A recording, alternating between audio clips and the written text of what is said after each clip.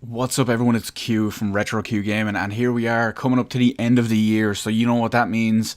Blizzcon. Now, what is Blizzcon? For those of you who have been living under a rock for the last, well, what is it, couple of years at this point, BlizzCon is a convention that Activision Blizzard hold specifically just to talk about their own games, their own products, upcoming games, features, patches, content updates, announcements, whatever the hell it is. They talk about it usually, for the most part, only at BlizzCon. There's a couple of exceptions, but BlizzCon is the place to be for that kind of stuff. When you go to BlizzCon or you watch BlizzCon from the safety and comfort of your own home, you will see them talk about their huge franchises that bring in all sorts of multi-million, billion, gajillion dollars, euros, dollary dues, whatever currency you live in, or well, whatever currency you use in whatever area you live in.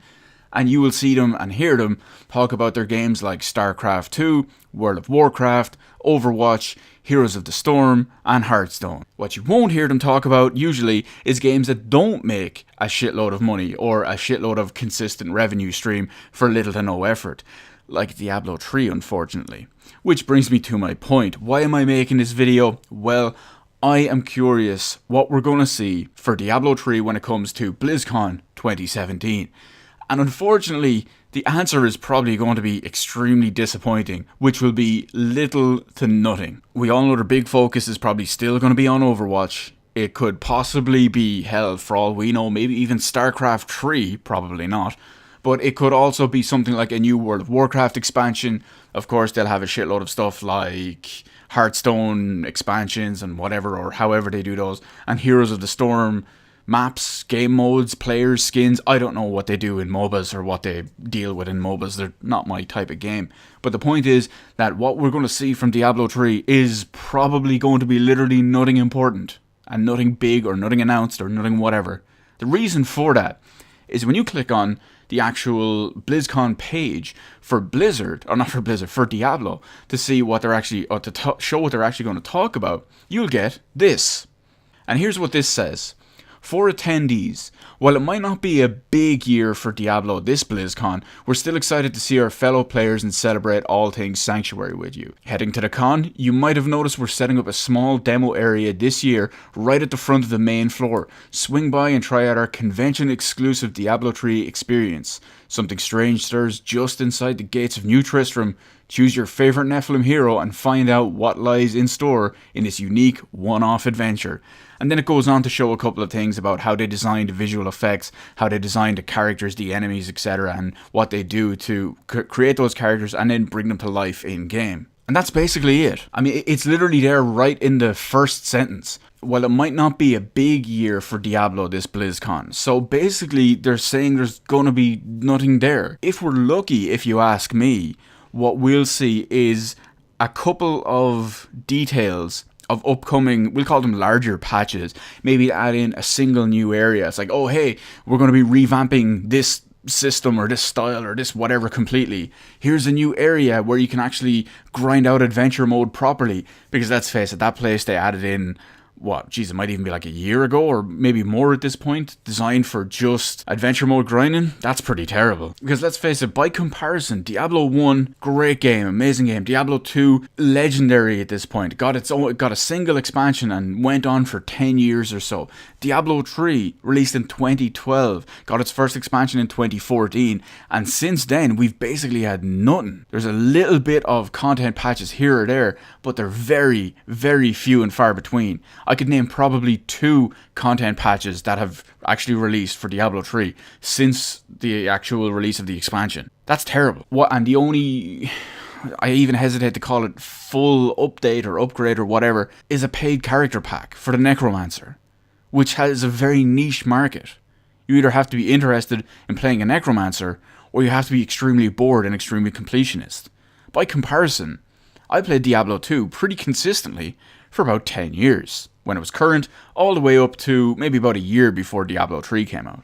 I played Diablo 1 all through its life while it was current, and even then a little into the Diablo 2 days. Whereas Diablo 3, when it first came out in 2012, I went fairly ham into it for about 6 months, if even that long. And then I fell off for about a year and a half until they announced the expansion and that came out. I went fairly ham into that for a while, fell off for about another year and a half. So realistically, all I get to do and play with Diablo 3 is I'll go back to it maybe every couple of months. And by a couple of months, I mean maybe every 6 months, once or twice a year. Play for 20 minutes or an hour, and then I just realize, hey, I'm kind of bored.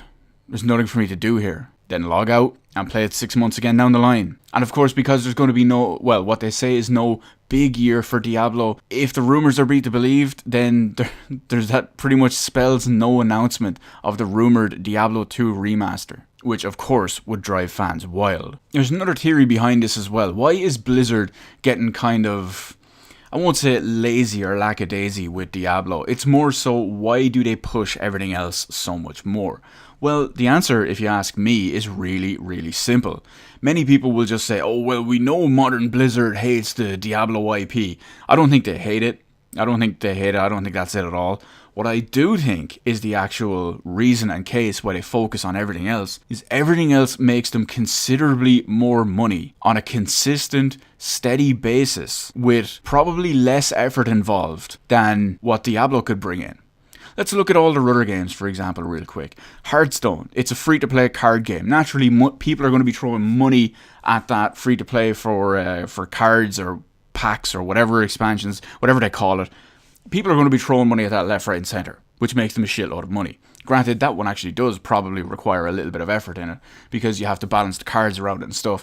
But from what I hear, whenever they do usually add new cards, they're kind of unbalanced for a while, or maybe one or two slip through the cracks each time. Heroes of the Storm, I can't really talk much about it for the simple reason is it just new characters? Is it new maps? Is it just new skins? I don't know. MOBAs aren't my thing. I just completely disregard them for the most part. So unless they're new characters, which obviously require complete balance and skills and all, then fair enough, that could be a lot less effort actually, instead of a little bit. Unless it is the characters, that is. World of Warcraft, unless you have a new expansion, which of course is going to require a lot more effort, unless it's Warlords of Draenor. But the point is that in the meantime, you still have, like, let's take an arbitrary number. When you look at the average amount of World of Warcraft subscriptions, let's dumb it down a little bit to assume it's a slow time or low numbers. You've still got 5 million people paying them consistent money every month. It's still a lot of money. It's a lot of incentive to work on something new. Overwatch sells like crazy. Loot boxes, scummy practice, still sells like crazy. StarCraft 2 is featured prominently in all sorts of tournaments all around the world. Hell, look at South Korea, for example. That's literally the perfect example for it. The game is important when it comes to the competitive gaming scene. I'm not going to get into my thoughts and opinions on that, but it still basically doesn't need any of that extra stuff. Versus Diablo 3. Which has no steady, consistent line of income. After they removed the auction house years ago, Blizzard can no longer get a cut of all the money and all spent on there, so they can't get any consistency from that. Realistically, all they have nowadays is people who buy the game, people who buy the expansion, people who buy a bundle, all of which, by the way, are fairly cheap nowadays, or people who buy the Necromancer. There's no steady, consistent income for them when it comes to Diablo 3. So unless they go and develop a whole full new expansion pack, which God knows how it's going to do, as well as the amount of effort and all involved in it, the incentive to just focus on your easy stuff, your big money makers, is probably fairly high, if you ask me, which is kind of unfortunate. And now I'm just after realizing that because I haven't played Diablo 3 in about 6 months, I'm actually going to go and need to play it for about 20 minutes to get some footage for this video.